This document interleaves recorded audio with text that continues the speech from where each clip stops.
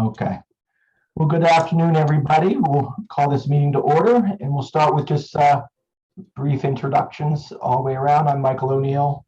I'm with the Helena Housing Authority, and I serve as chair of the advisory board. I'll call out folks as I show up on my screen. Rachel, do you want to introduce yourself again? Hi, I'm Rachel Ball-Weber, was Campbell. I work at Mosaic Architecture as one of their architectural designers. Okay. Stephanie? Hi, Stephanie Bull, commercial lender at Opportunity Bank. Riley? Welcome. Hello, I'm Riley Hanson. I'm an architect over at Slate Architecture, as well as a former property manager. Thanks. Hey, Chris. Hi, I'm Chris Hunter. I'm retired, former chief of fisheries for the state of Montana. Someone listed as Dr. G.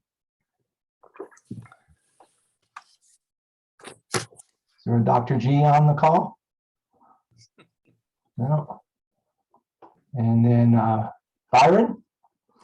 Yeah, I'm Byron Beely, commercial lender at Valley Bank. For the record, we need to know who's on the call. So Dr. G, if you're muted, if you want to just express who you are, please. This is a public meeting. We have to keep a record of who's participating.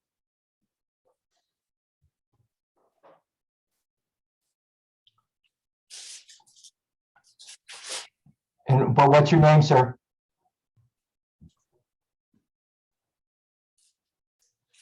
Oh, it looks like we have a chat. It says member of the public observing the meeting, Dr. Okay. Thomas. Dr. Thomas. Very good. Thank you for joining us. All right. Everyone has received the agenda, which is up on the screen. Hopefully everyone can see that. Let us know if there's any technical issues during the meeting. We'll begin with the minutes. We received a copy of it. Everyone had a chance to review. We'd welcome a motion to approve the minutes from the March meeting. This is Byron. I'll move to have the minutes approved. All righty, haven't been moved. Can I have a second? Second. Haven't been moved and seconded. All those in favor of approval of the minutes from the March meeting, please say aye. Aye. Aye. Those opposed? No. Okay. Very good.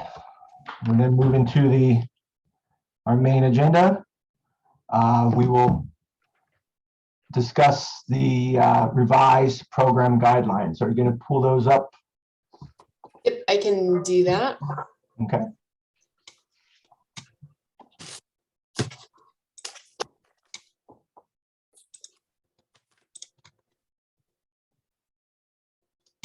Just make sure I have the right copy here.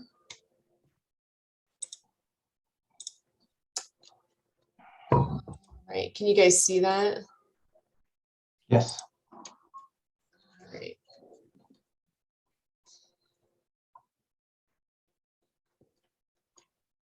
So I don't know if you guys have had a chance to look through this, but it's, I think Andrew certainly made a number of changes, including, I think, one based just on some of the feedback received from this group. And then we've been going through a couple of different legal reviews as well. And our attorney recommended the eligible uses actually mirror the resolution that created the fund exactly. And so that would be why it's laid out that way if you had any, if you were curious about that specific change. And I think that covered everything, all the items that we discussed in that last meeting. And then the other kind of big change, and I'll hand it back to you, Michael, sorry.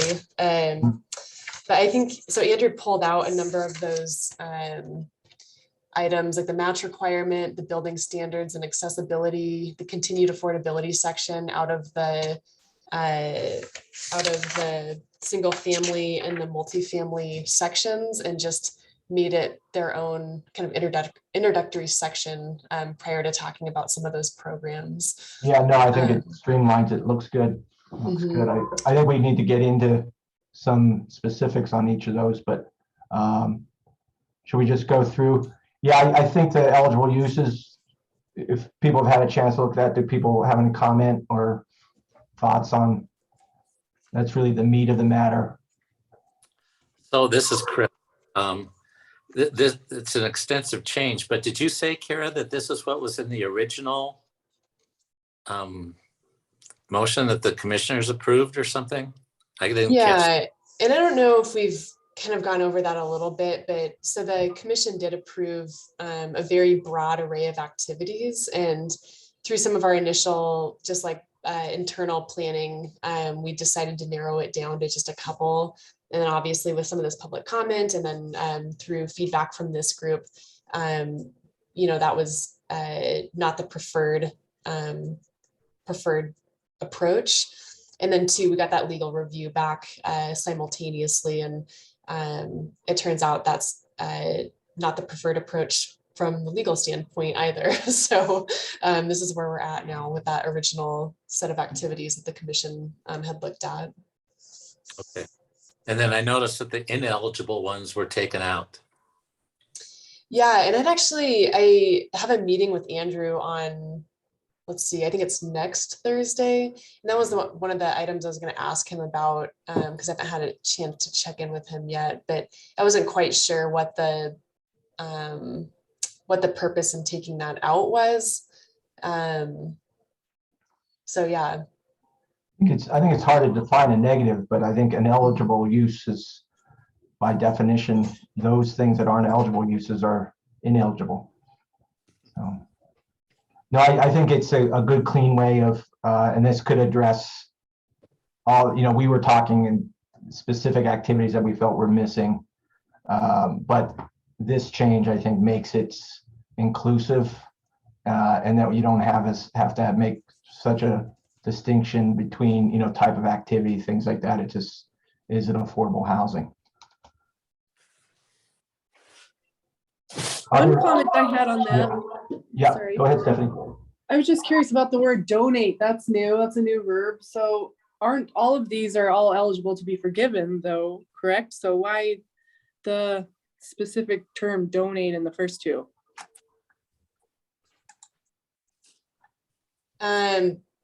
That's a good question. Yeah, and I think, I mean, again, I think that's just verbatim the language from the Okay. resolution, but that's a good question. I guess I'm not positive there. I mean, I think you could just get rid of donate. So it's all matching the provide. But I don't know. It may be because I do remember when they were doing the original resolution, there being a conversation. They did want to leave open the door to that these things could be granted to projects, and they wouldn't be outright granted in the sense that there would be some sort of deed restriction or some limit on it, but that might be a part of it.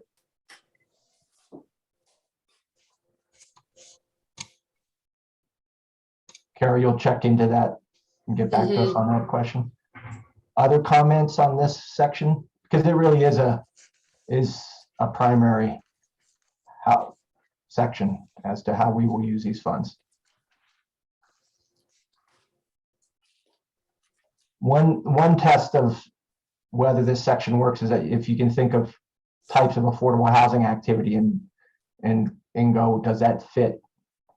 And, you know, that's the way I was kind of looking at it. It's like, all right, does it fit for rental properties? Does it fit for a variety of home buyer projects? Does it fit for, you know, we talked a little bit last meeting about manufactured home communities. Does it fit, you know, those type? And in my mind, it makes it very succinct and that it would cover all those possibilities.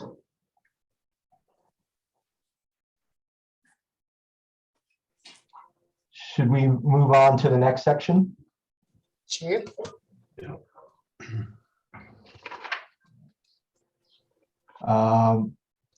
one of the things this is a section that I kind of flagged in terms of just using language that is consistent with language in the field. Because the low to moderate might have a specific meaning, but I think the way it's being used is isn't really consistent with the way language, because it might be, generally we expect this fund to serve low and below income households with Helena's city limits, that and it usually is related to kind of just a way that, if I could, can I share a screen, Kara? Sure, let me see if I can give you I seem to that. have the button. I seem to have the button. Do you think I have it? Can I try? Yeah, give it a shot. We'll have to come back to that question, but if you look at this section where it says low to moderate income, so in affordable housing circles, 80% and below is really the cutoff point for affordable housing projects. Not to say that there isn't a need above 80%, but that the 80% median income is usually considered low. And then there's 60%, then there's very low, which is 50% of median income. And then there's a 30% limit. And so let me just bring this up. Are you able to see this? I'll just Yep, we can see that, Michael. show Lewis and Clark County. And so what I would suggest is that that we're clear that the fund is meant to serve housing needs of low income and lower income, 80, or you can state it as 80% of median and below income, and while at the same time keeping the rest of that section where we want to be open to, if necessary, in that direction of this board and the commission, that we may be open to, we're not limiting ourselves exclusively, that we may look at other projects to up to 125%. The 125% in many circles is where you get at that moderate income level. So if you want to go back to the document, Kara.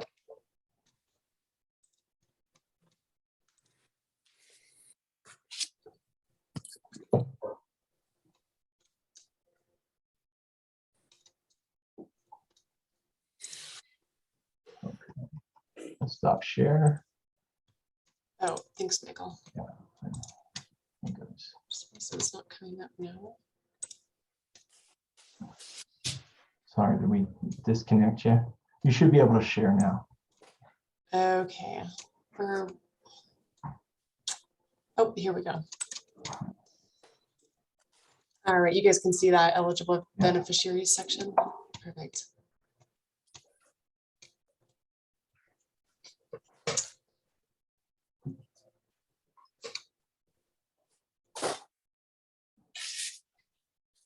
And so, Michael, just so I understand, what you're suggesting here is just to maybe specify just to low income households with the possibility of going to moderate. Right. The way it's written is, well, must serve low to moderate, but it gets at how we define moderate later. But so you're saying that when you're saying low to moderate, it's typically defined as 80%. So low income is usually 80% and below. And then you're saying moderate income would be up to 120% of adjusted median income for family size. Right? Yep. And so you're thinking it reads as this fund serves just 80 to 120%. Well, it's a households. little, I find it a little confusing the way it's written, that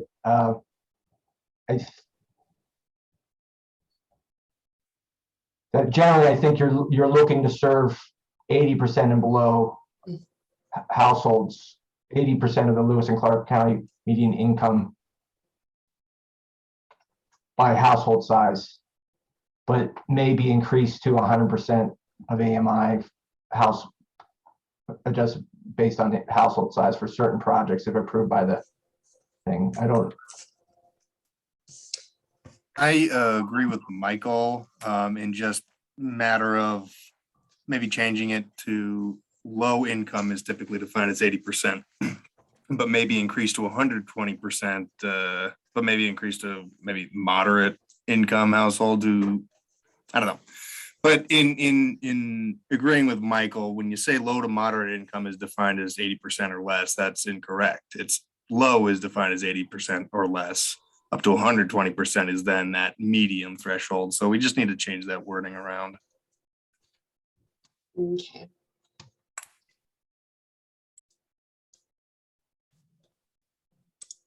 I think that makes sense. Yeah, we don't have to wordsmith it here, but I would clarify there.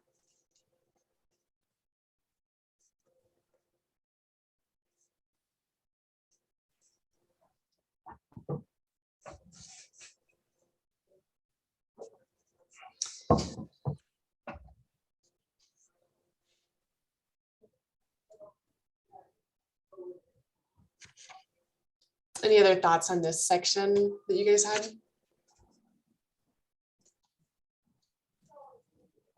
I was going to suggest that we use the home, the adjusted home income limits as the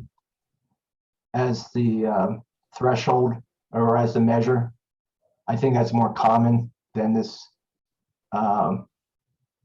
data set that you have referenced here. And Okay. And so that's the. And home, I'm sorry, Michael, home is the one that you pulled up, right?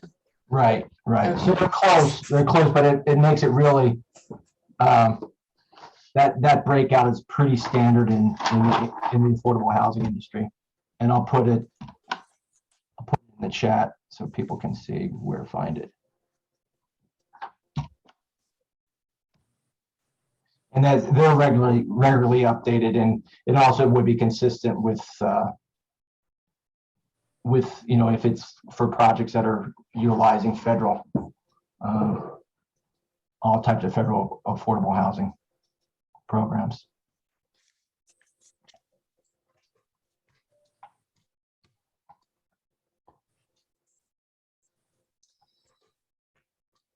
Okay, want to go to the match requirement? So I want to clear here. So you're saying you want to change that from the Lewis and Clark County area median income to Okay, let's go back, Kara. or is it just the link? It's the data set that's would be used. So it would be for Lewis and Clark County, but it would be the adjusted home income limits, which are established by HUD every year, which is a more common known kind of threshold for the income data. Okay. If you want to see it, Chris, I had it up on the screen earlier, but if you click on the chat, I just sent that in the chat. Yeah. So it's very, very similar, but it also gets clear at the, it gives a little stronger idea of the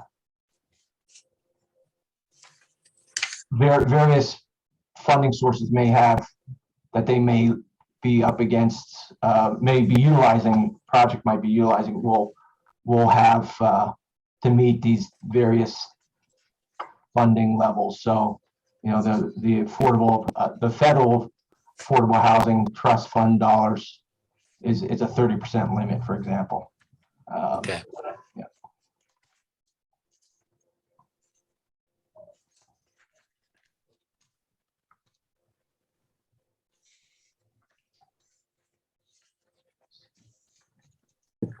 The match requirement, just want to make sure that everyone knows, familiar with what's required to match and how it's different than, say, from leverage. So like regular loan funds is leverage, while match or things are kind of permanent contributions to the project in some fashion.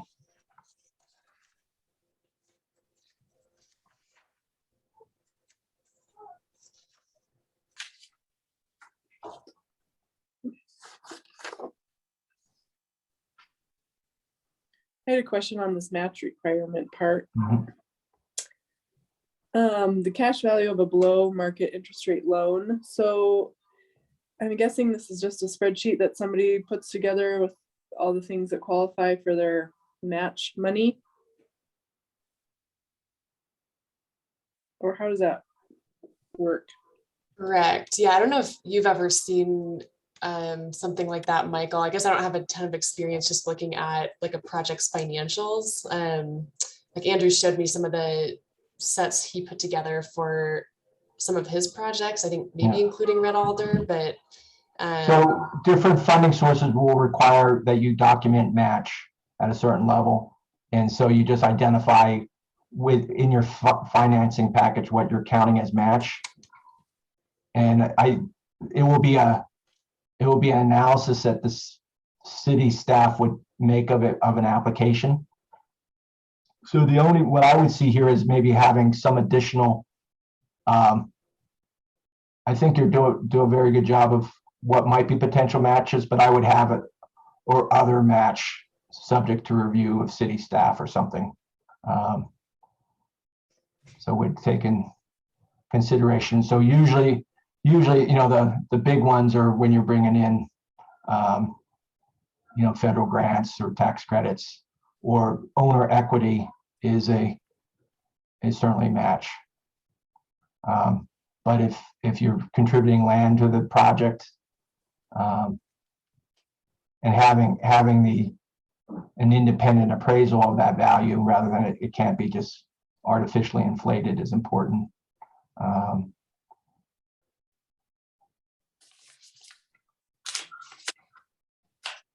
Yeah. So some of these might be more suitable for certain activities other than others. So like say if you have building lots that have infrastructure already included in it, and it's a donated lot from a developer, you would have not only the value of the land, the lot, but you would also have the value of the infrastructure associated with that lot would be counted.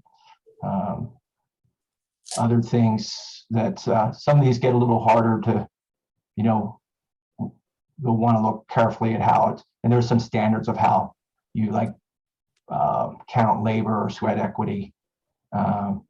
There'd be issues on the below market interest rate loan, and there is, I think, some standards out there that determine, and those of you who are lenders, that's can be a moving target, but it would be at the time of application would be the determiner, and wouldn't necessarily lock you in. If the rates drop, you wouldn't want to discourage someone from changing that. But so it might be what's common is like those of you familiar with the Federal Home Loan Bank of Des Moines, we used to have it was merged, the Federal Home Loan Bank of Seattle, that they will provide funds to member banks, and they can make affordable housing loans, say for a construction loan, and it's below the market rate at the time. The match is not necessarily the full loan amount, it's the value of that difference between what a market rate loan would be and the below market interest rate, which can be significant, even on a construction loan. Byron, have you, I think you've been involved in that kind of activity. When we have a tax exempt loan and we get benefits from the lesser taxes on the banking standpoint, we can offer a lower rate. I don't know if that would count in something like that. You're getting a below market rate from the bank because we can use a tax exempt benefit on the other side. So the value of that spread is the value of the match in that. But match can take a lot of form and whether or not you need, some sort of language that would just say subject to standard benchmarks for those kind of things. I don't think you need to dump a whole section on the process of documenting that, but I would include something that is subject to review and approval of city staff in the application, so that it's not that it's subject to review, that it's not like, well, we called it match, it's you kind of have to prove it a little bit.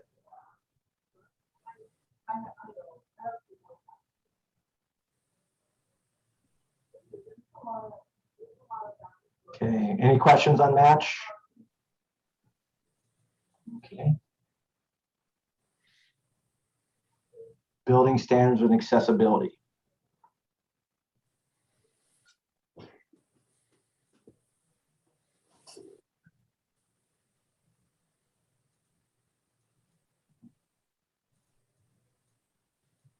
Any comments?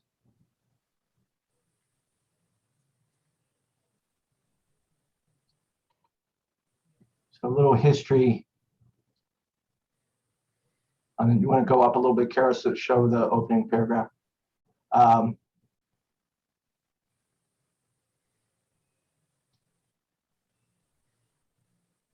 So I would, in that first sentence, I might just throw in there the requirements of the Fair Housing Act,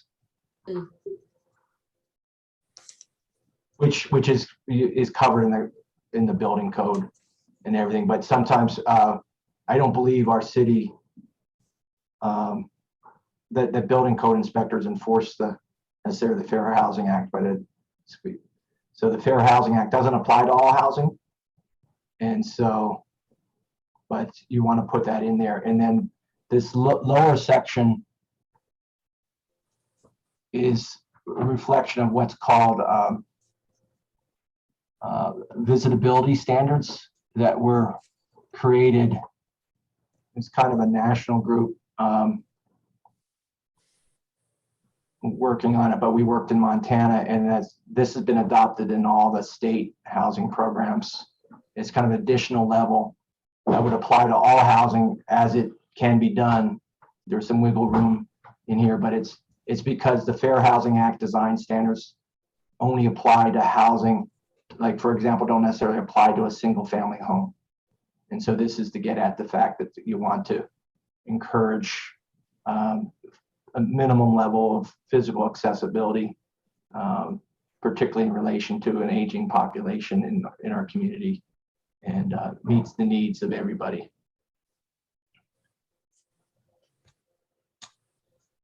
And that the city staff would have the ability to, if you go down, they have the ability to waive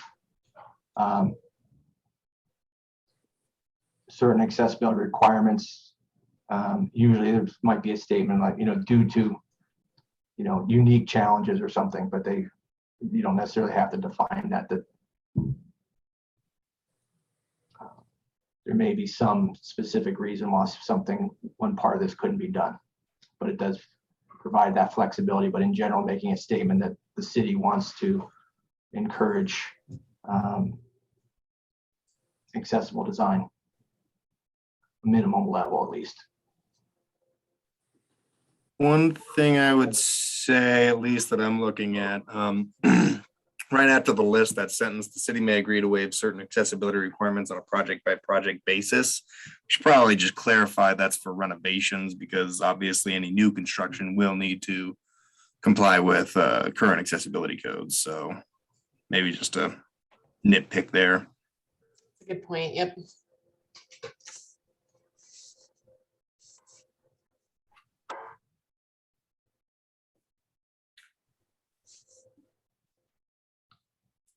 But again, that the enumerated ones are in addition to what would be required in law, like under the Fair Housing Act, and it's included because the Fair Housing Act doesn't apply to all housing types.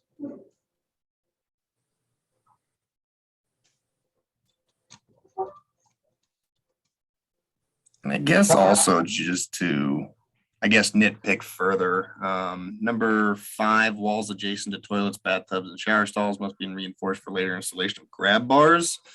My only nitpick with this one is that it doesn't really quantify or qualify exactly how these walls need to be reinforced.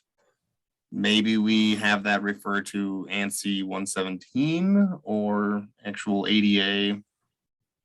Maybe that's not necessary since it's obviously going to need to comply with those under Fair Housing Act standards anyways.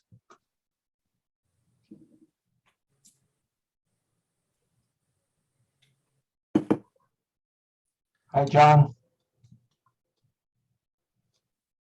So this time around, it's in my phone as 3 o'clock. So I'm early as far as my phone thinks.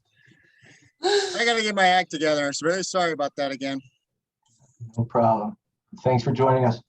So let the record that John Roush is joining the meeting. Was there an LNW or was that your internet, John?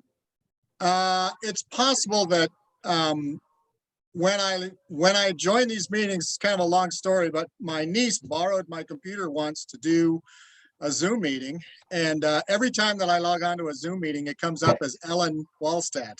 So I have to rename myself every time I come on. I just wanted to make sure we had a complete record of who participated. Okay, It's just me. Yeah. good. All righty. So how You're come, good, Uncle. Go ahead, Chris.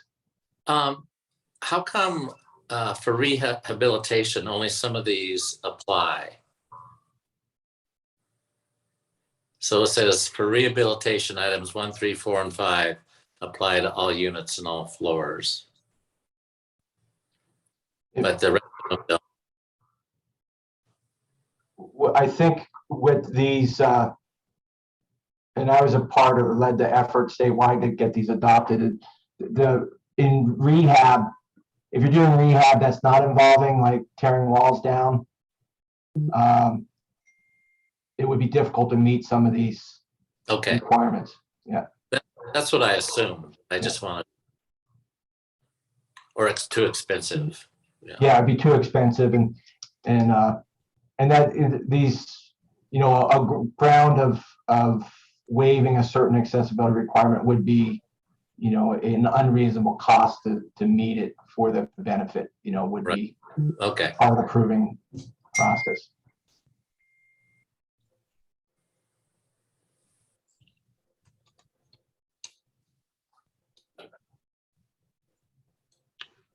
The these before the phase 1 environmental, I was just wondering if you should have a different heading just to call that out, environmental requirement.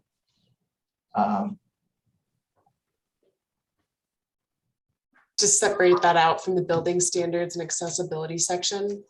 Yeah, I would call that. And certain projects may require an environmental review, and they may already have that, and most likely if they required by another funder. But yeah, I would just add, I think it's fine. It should be distinct from the accessibility and building code.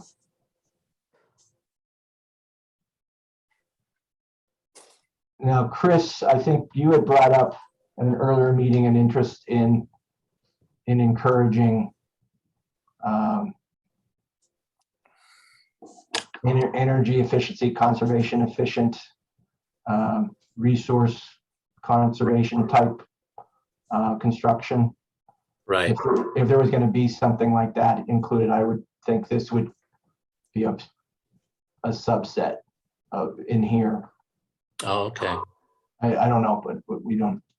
I think, sorry to cut in, Michael, but I think when we had originally talked about that, it was because it's one of the priorities identified in the application. Application. Yeah, I think that's right. You have Karen. points for that. You're right. Okay. And I definitely don't want to get ahead of ourselves here, but that was one of the things originally I had thought we could talk about maybe towards the end of the meeting is how to weight the scoring process for an application. And that could certainly be another, maybe we could well, we can just wait to see how much time I guess we have on this meeting, but Karen, what does it say in the application? That is right, that I would think there should be a reference here in this design requirements, is that some reference to, how is it referenced in the application?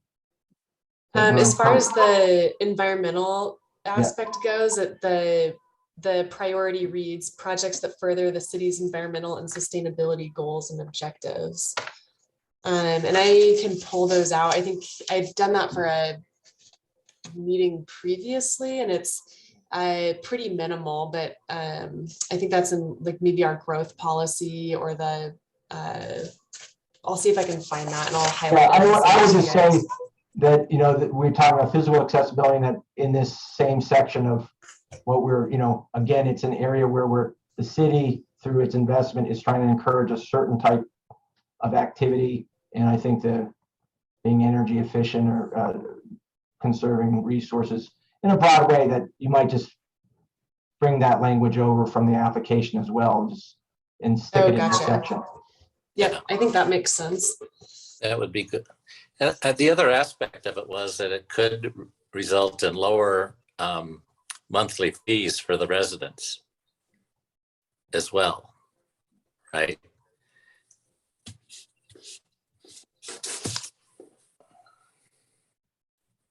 Yeah, absolutely. And so some sort of language that the city is encouraging. Yeah.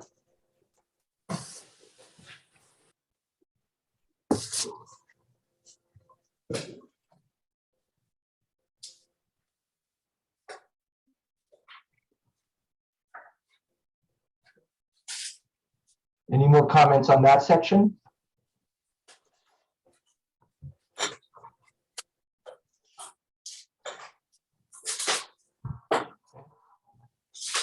You want to pull up, Kara, just the next section, continuing affordability? Okay.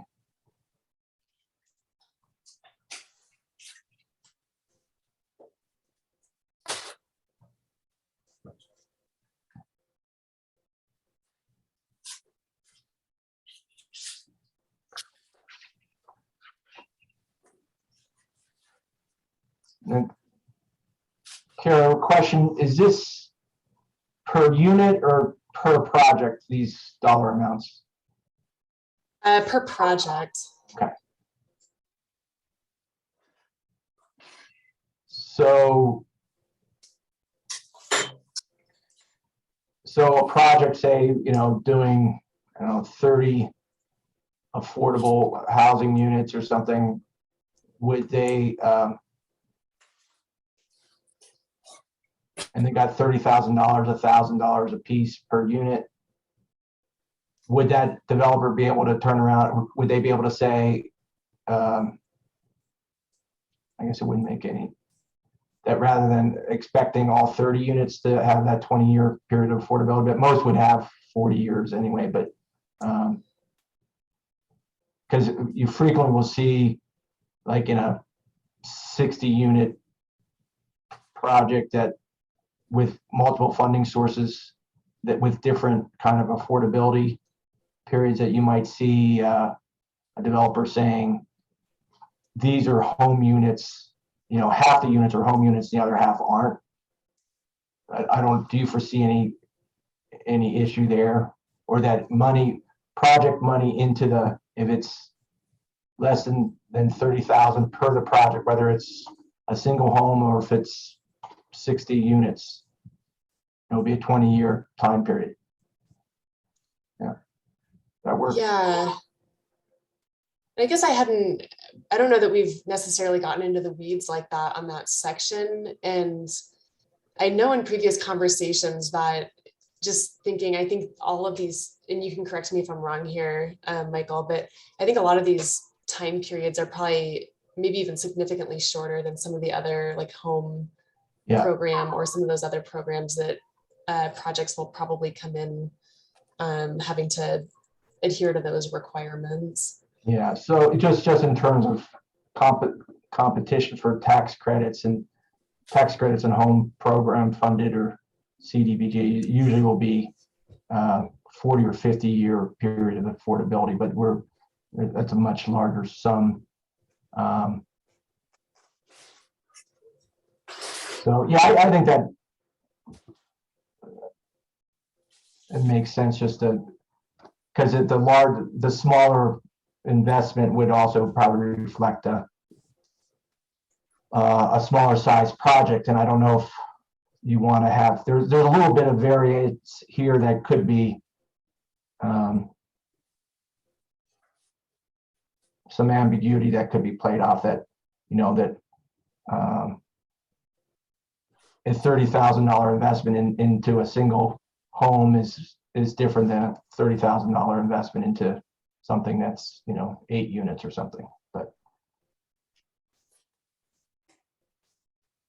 and I don't have something off the top of my head that's an answer to it, but you might just take a look at how they look in the section in kind of the home application or something like that, and see if you can steal something that helps with that. Sure, that makes sense. Do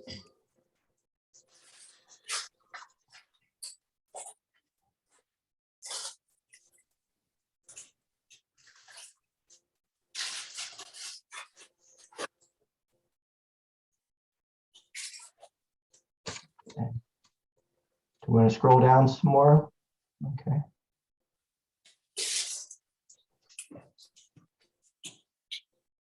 All right. Go up so that people can read that last section of the.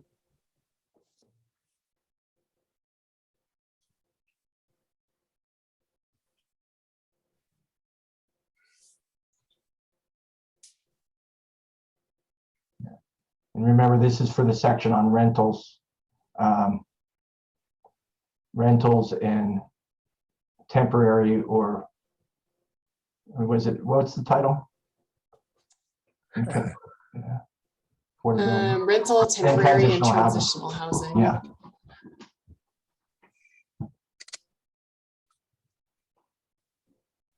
So existing affordable housing programs that are funded through things like tax credit, home, CDBG, they're required to gather income information, and that the city won't have to do that.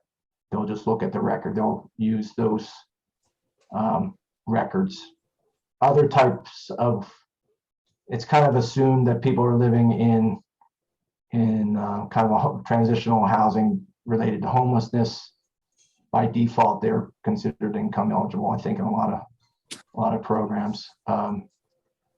Where it might become an issue is if and this is rental, and probably won't, if we get into above 80%, it may not be in rentals, it may be in home ownership, and so that would be, might not be required to keep. But if you had rentals that were not covered by another funding program, you might need to gather, the grantee might need to gather income information on an annual basis if it's not otherwise required.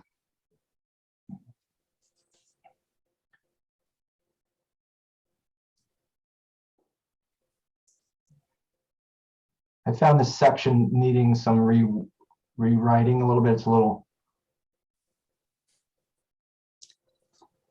Section B, Yeah. the single family dwelling.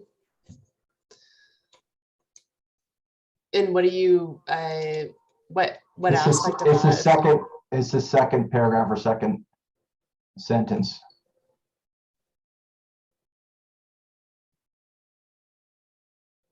Yeah, so a track record of successful single-family housing developments or home buyer assistance programs and ability to maintain continued. Yeah, it just, I think maybe just home buyer assistance be, that doesn't, if we just insert a successful single-family housing developments, home buyer assistance program, or home buyer assistance program, and then a proven ability to maintain continued affordability and ability to facilitate resales to eligible beneficiaries. So part of running the home buyer assistance program is that you have to have a capacity to to make loans and monitor that activity. There's only, it's gotten more complicated to do it since 2008, 2009. But I think that's what you're getting at, that it's not just someone comes in off the street and says they're going to run these programs, that you have to.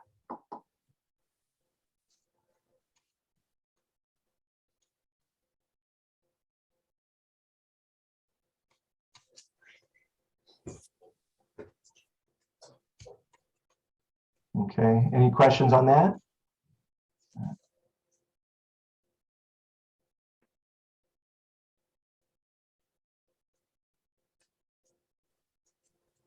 Sorry, just making some notes here.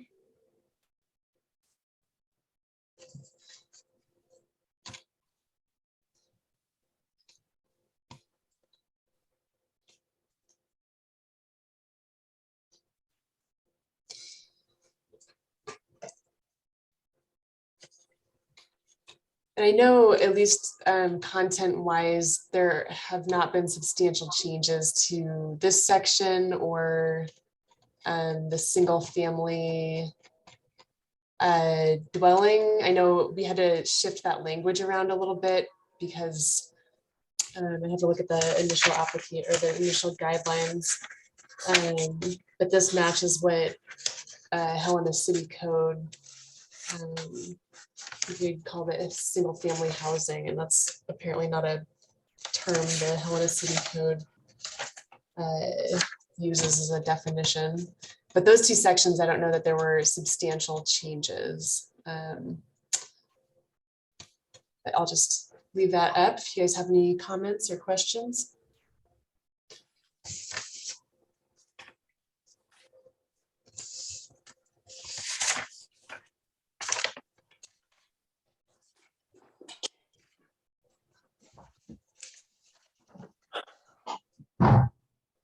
Okay.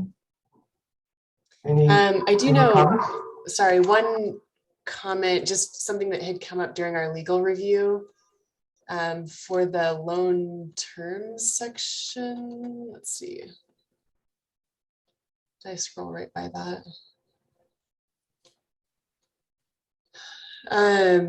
So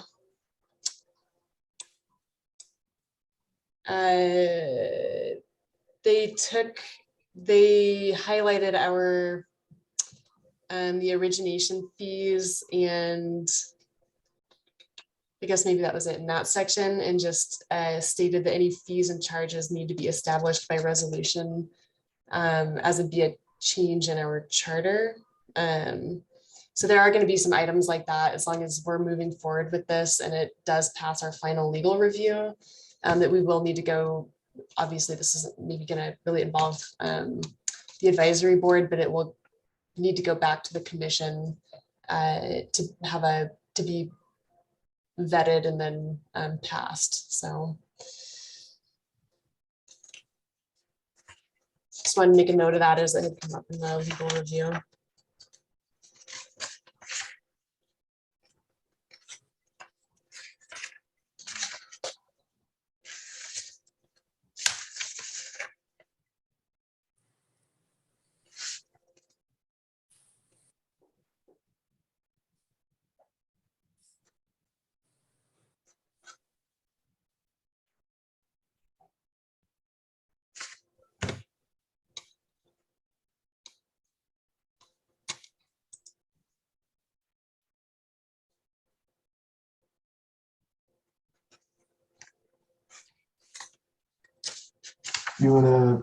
Did we jump over the single family stuff?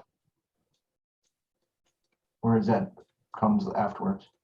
That would be Oh, our that's next later. section. Okay, there. okay, next section. All right, do people want to see the section above this here, just so that they can see if anyone have any comments on the.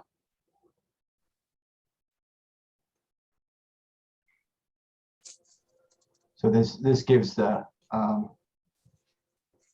basis for the calculation on the pro forma.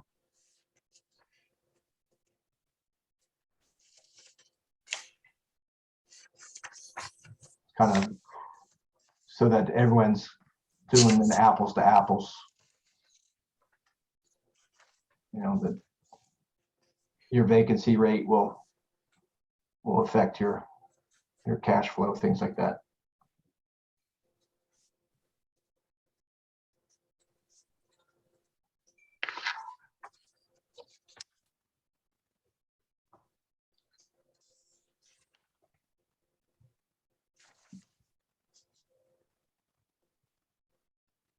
Any comments there?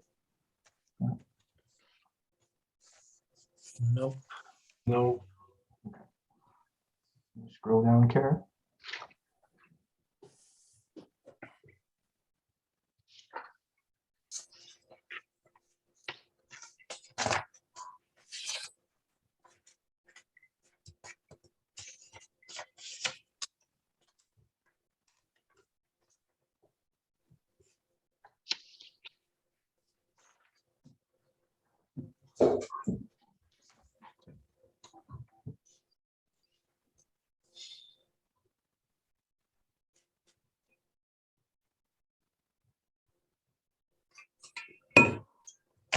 Okay.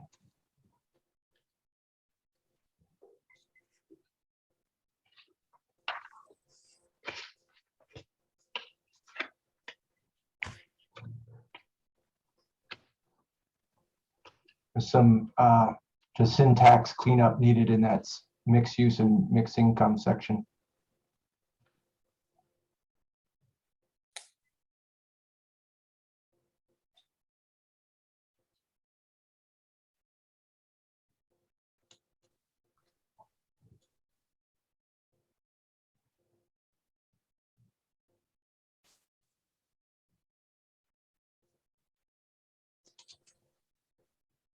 See, this section gets a little bit at the earlier conversation, Kara, about targeting the resources at certain units versus other units in a building.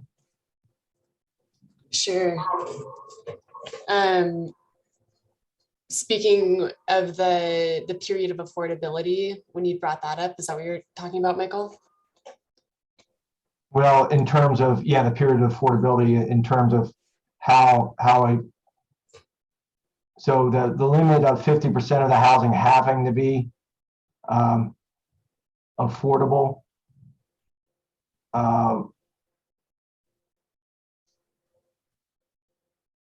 Could be, I mean, it could make it put a barrier to actually getting affordable units in kind of a mixed income building, say. I mean, what you want to guard against is that you don't want this fund to subsidize the non-affordable construction, and so, or it's, you know, it doesn't have to be, you know, on a rental would be kind of, you know, you got 60 units it's a rental project, and that's under this rule you would need 30 of them to be affordable to get any assistance from here. But would we not want to work with one that was a third of the units being made affordable? And so somehow in order to do that, you would have to have some, and it's fairly common that you know the money, the assistance would have to be documented going to only those units, rather than but for me, that's a question. It's like, do we want to limit it to just 50% projects? The other is,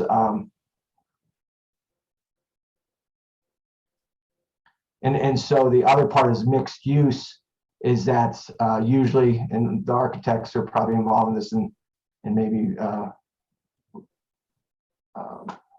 Byron on a financing side, that frequently that there will be housing projects that are part of a kind of an economic development type of activity. If it's like lower floors are you know, retail or office space, and then the upper floors are housing, and that again, that the housing money can would be clearly distinguished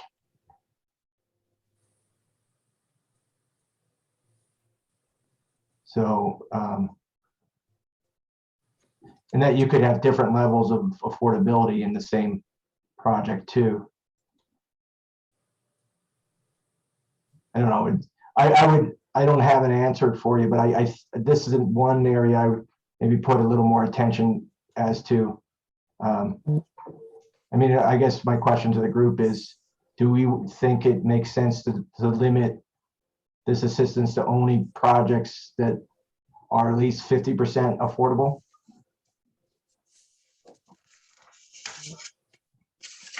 My immediate reaction is to say not necessarily, because if it's the typical project is not going to be scaled up so big, but if somebody that is doing a large project wanted a portion of it to qualify, but that only ended up being 25% of their units. Well, if there's 100 units in there, that's 25 units that it would seem to be worth support.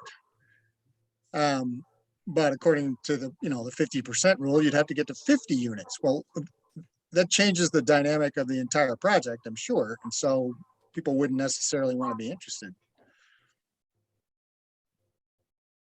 Yeah, no, I have the same feeling. I think you get at it by making certain that 100% of the assisted units are affordable.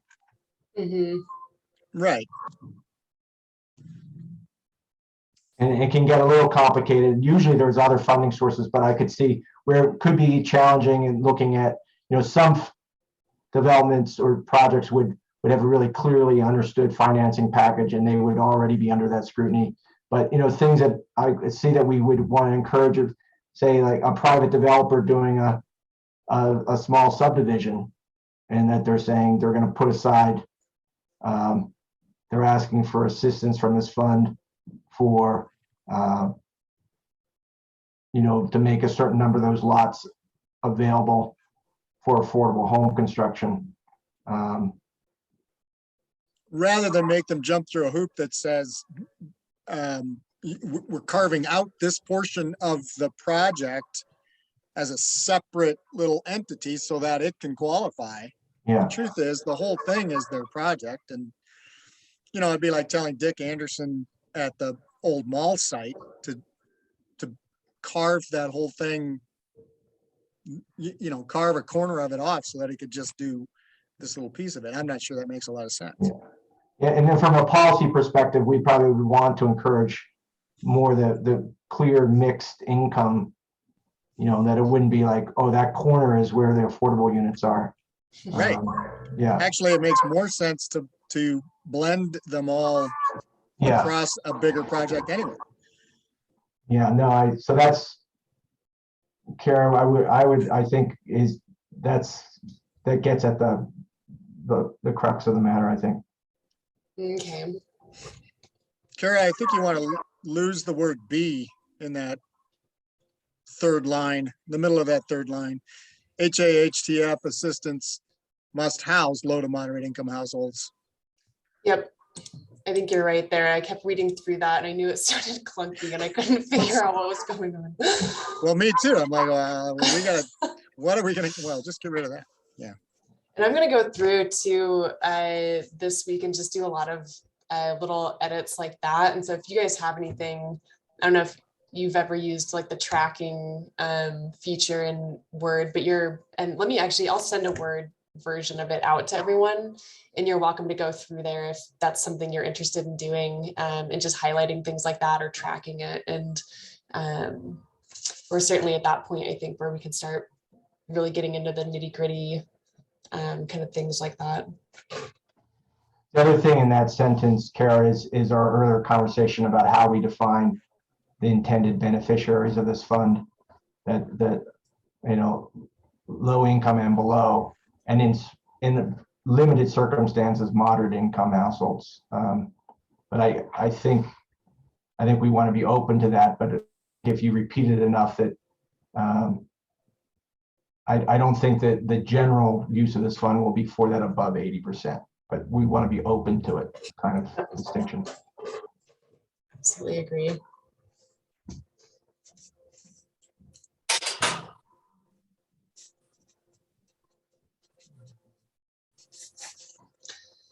Okay. Want to pull up single family? Okay.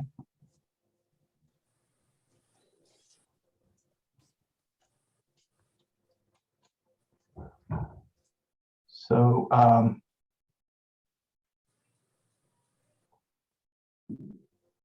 so this is the Board of Housing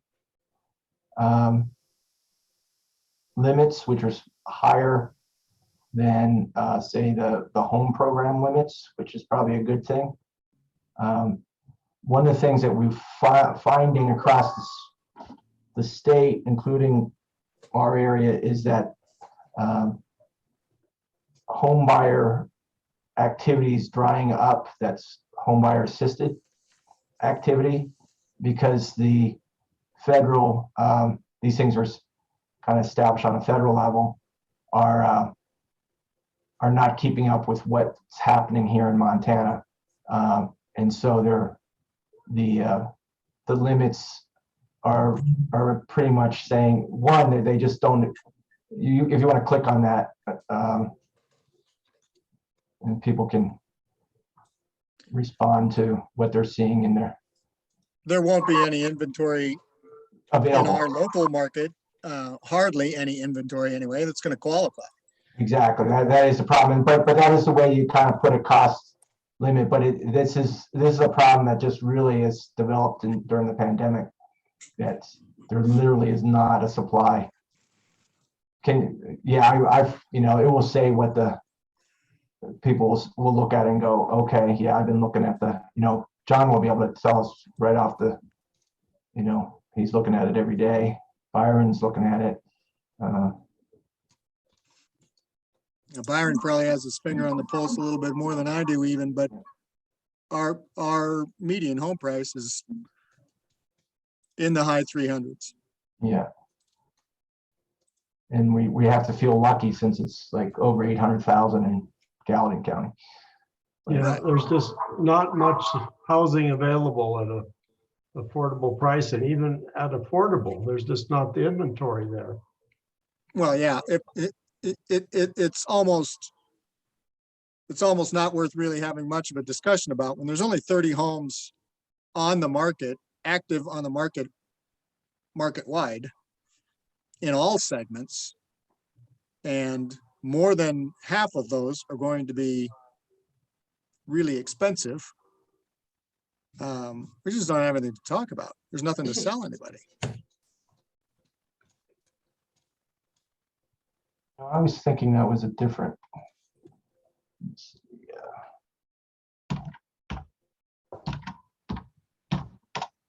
I can't get close enough to that screen to read it.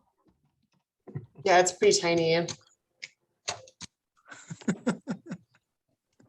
Where are we at? Everybody else up there's going, ah!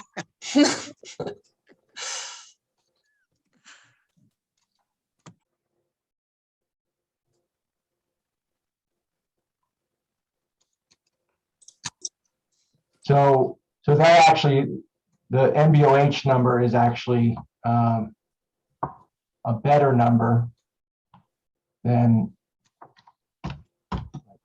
program, I think.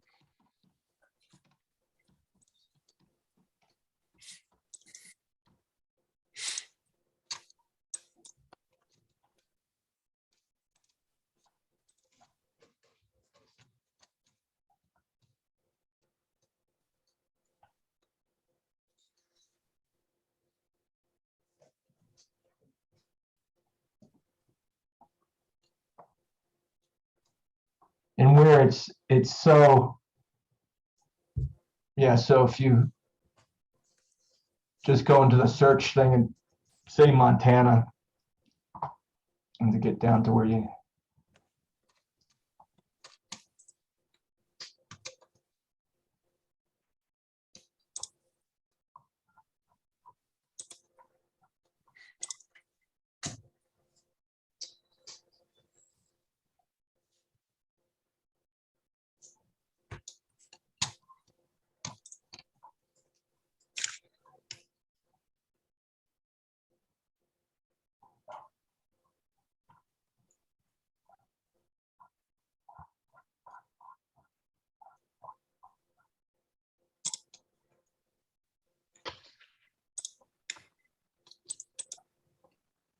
So Kara, if you go in the search up on the top of the spreadsheet and just put in MT, it'll take you to the Montana section.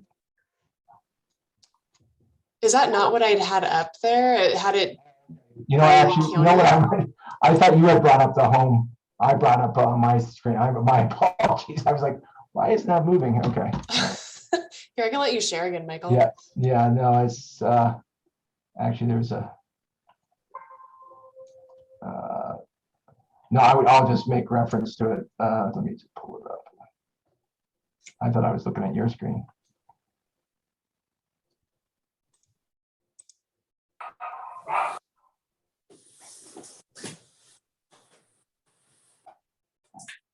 So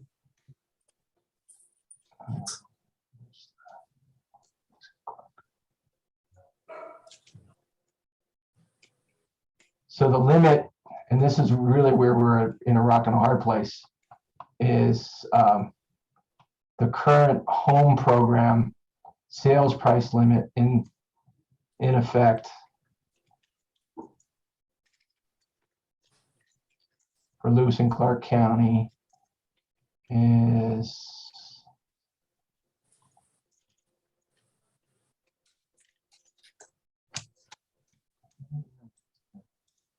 $261,000, which you can't find a house at 261,000.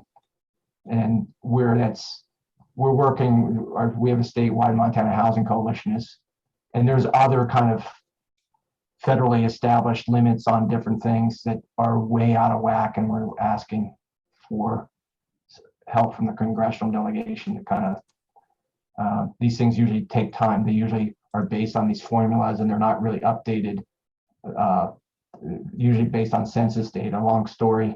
But when housing markets get way out of whack like ours is all of a sudden, it really gets way out of whack and it takes a while. So we were asking for some intervention there. So what that would mean is that today in Lewis and Clark County, we're covered by a home buyer assistance program that could bring $40,000 in down payment assistance. That's part of the home program. But in order to utilize that, the purchase price on a single family home would need to be $261,000. And since that doesn't exist in the marketplace, that essentially means that's dried up. And you can't access that $40,000 to help with the affordability of the home. And so,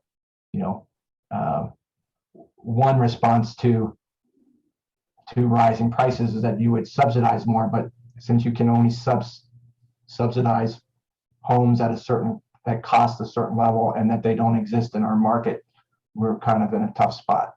So it's good that we're using the price limit that we are using, and that is the MBOH one, which is higher, but until there is some reconciliation between those amounts, we won't be able to necessarily use other home buyer assistance. So it may, some things that we might see in the marketplace is that, if you more like townhome or condo kind of things where it might be able to bring down the purchase price, but I don't think you can do anything different in terms of, I think you're fine using that as your, and that's not established by the Montana Housing. It's established by, I think that's a federally established thing. But yeah, Montana Board of Housing is where we would make it to find it there, and that's based on their bond program, which is limited to a certain. That's by federal regulation too.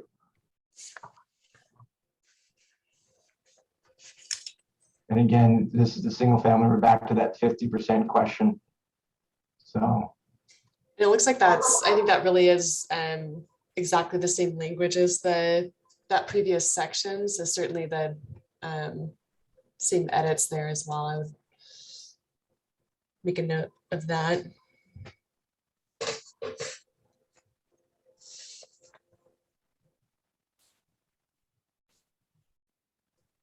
the section C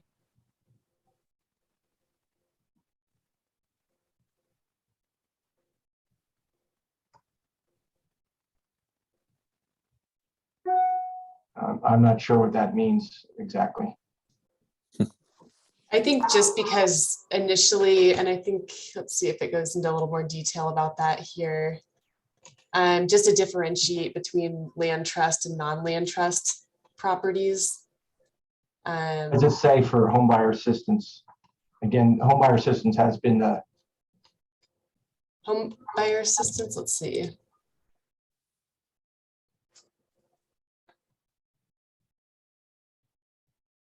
yeah.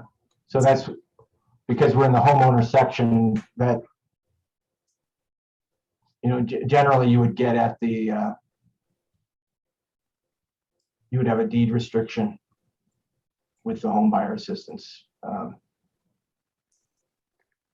So go back to that section, that's all a little bit convoluted. Where were we? C, Financing yeah. structure. Okay, so this is only for development. That's the key word.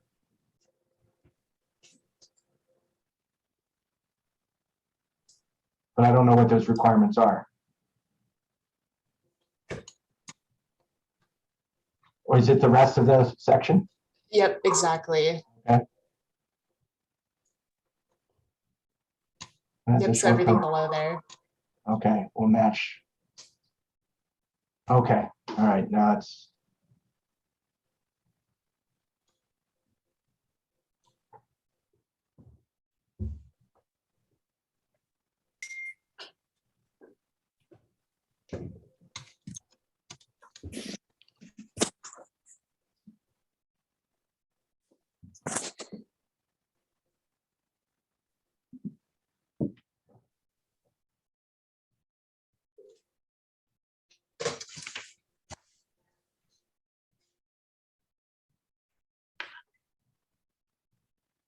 Okay.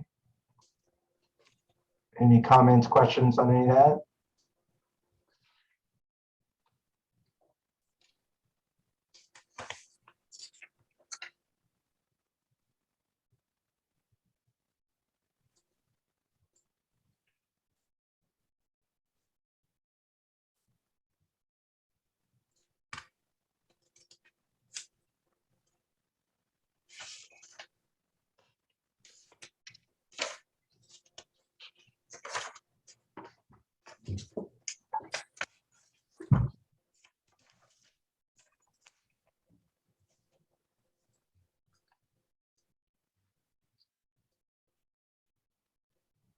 So what I'm not familiar with is practices within, you know, certainly private developers or even, you know, like a Habitat, whether that they have cost certifications as a regular, and do they have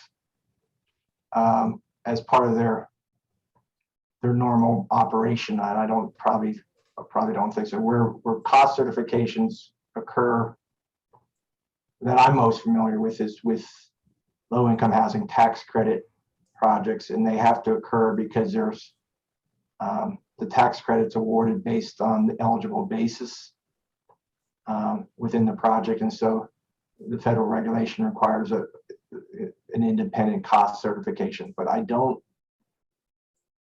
know. I don't have experience, Byron, or what do you see in the, like, are you involved at all in, like, in single family development? Would they have they wouldn't have a cost certification in there? We're not on single family, but Like when you're doing, like, say you're doing a subdivision with someone, do they have to have an independent cost certification of their costs on something you're lending to? no, I definitely from, you know, we want to know what the costs are and all of that, but for certification of it, it's more, you know, it depends on what other funding I guess they're getting, but we're not requiring that. To just the appraisal supports, like we do a development, sometimes they're just selling the lots. And so that's a different deal than the single, they're building single family, but the developer isn't doing it himself. If you're, say, if you're financing, maybe it's construction loan on single family development, you have much more engagement in that process.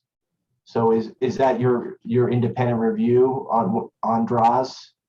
That's would be a type of cost certification. Would that? We have a construction department that goes out and checks it to budget and I guess certifies it that it's meeting what they projected it would be. So there is checks and balances on it to make sure it's not way over budget. So, And at the end of the project, if it's on some of these others, they, dealing with tax credits and stuff, you've got to have a whole separate set of certifications there. yes. So, yeah. So this is in the single family section, correct? Yeah. So, Kara, I would just say it'd be worth looking at that. You should have a process that gets at the same idea. What you don't want costs inflated, and you don't want costs to be kind of made up.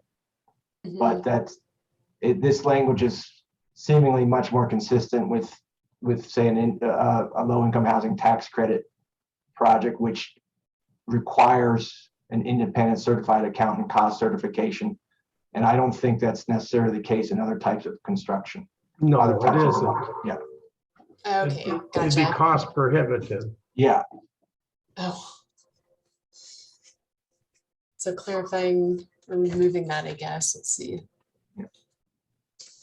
But you want to keep some of the spirit of what you're trying to do, which is verifying actual costs. But you probably don't want to put in something that just isn't standard in the field. I think so. I mentioned sending out just the Word doc version of this so that you can track changes or highlight things. And I think what I'll do is maybe when I can send out when I send that out, I'll go through first and just track what I heard on this conversation. And then you guys can read through there and make sure if I'm recording that accurate to what your feedback was. And then you're welcome to also add your thoughts and track your own changes as well. One thought I have, we might, someone who might be involved in this type of activity would be, Habitat. So we might talk to Jacob, or, we want to be open to maybe private developers that Mark. Uncle. Yeah, Runkle might be, he's always good for giving some good feedback. He might. It's a good idea. What would be language we could use that would get at how do you, that we don't want to have inflated costs or anything that we want to be looking at. But certainly a certified accountant cost certification isn't something that's done in the field.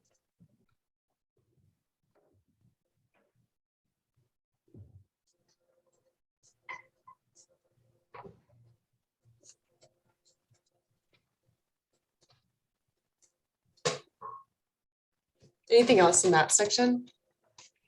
Just want to be wary of time. We just have a few minutes left here. Okay. Sorry, this is taking so long.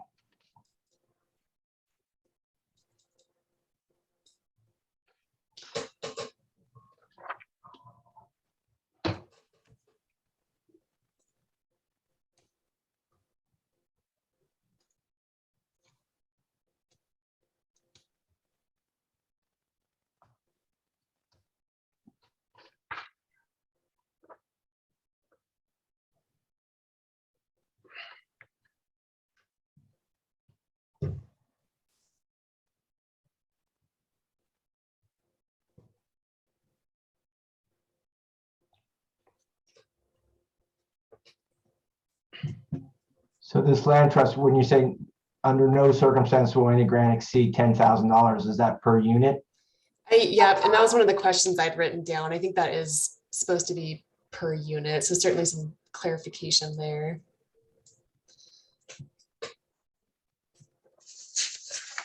Do you want to have a similar home buyer assistance limit? 10,000 per beneficiary. Yeah, Per per unit. household.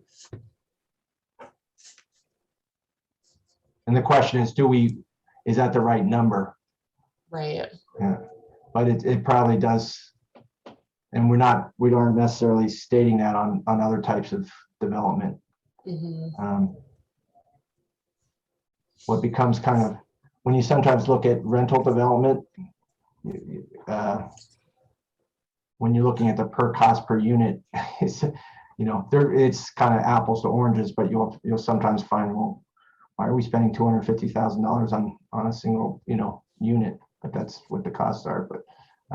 But in terms of these funds, it's just what the city funds are. And I don't know if you want to establish by establishing an amount, rather than some sort of criteria, if you put a hard and fast amount, then it freezes it in perpetuity until you come back in and fix it.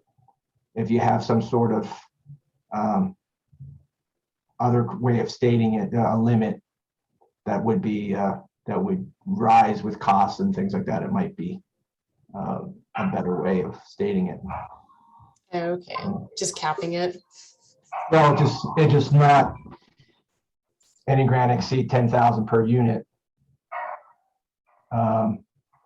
That next year 10,000 will be a different number and then 5 years 10,000 will be a different, a different number. And so stating it, since this is kind of the guidance for, you don't want to revisit it every year and having to revise some measure that places a limit. I think earlier we seem to have had a higher limit. Well, like in other parts of it, other types of housing, we're saying you could have City of Helena funds could be up to 50% of the price of the project. I forget what section we were in, but so that seems to be a disconnect somewhere in here. That there should be somewhat of a similar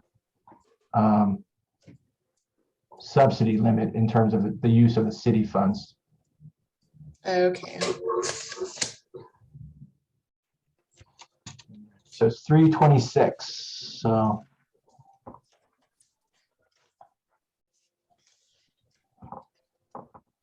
we still have about 5 pages. If people could take a look at it, and send in. Do you want to just scroll through that real quick, Kara, just see what else is, because a lot of this may not be, as administrative procedures and things won't be as meaty.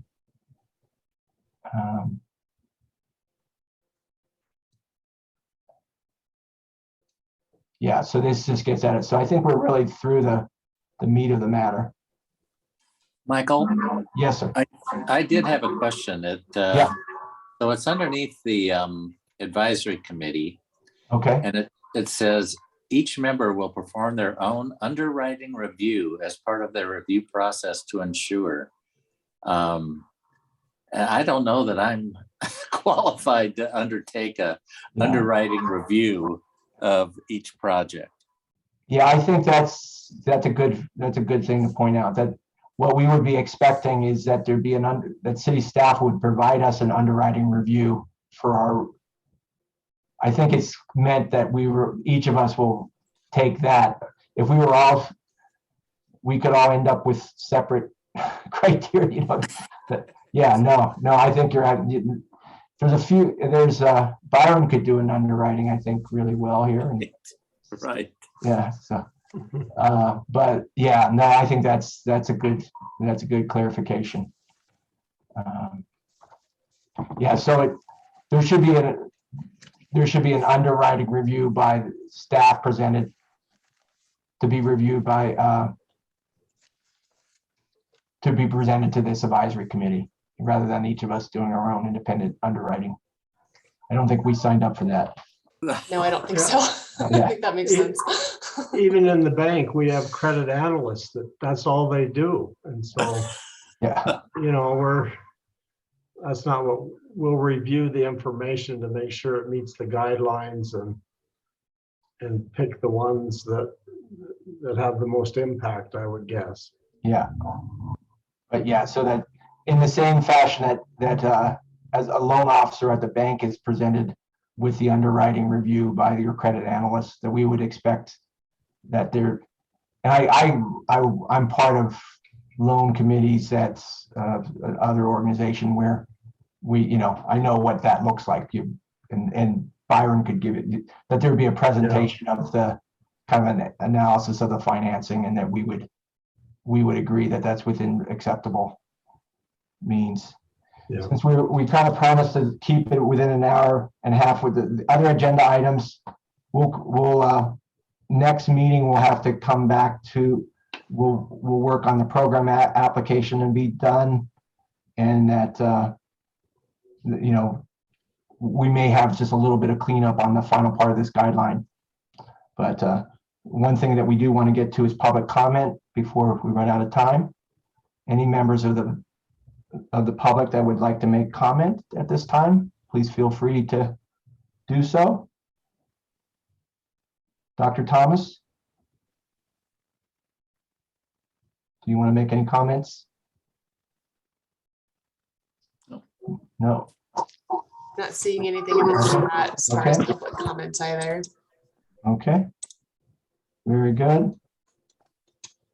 All right, our next meeting is scheduled for May 4th at 2 o'clock.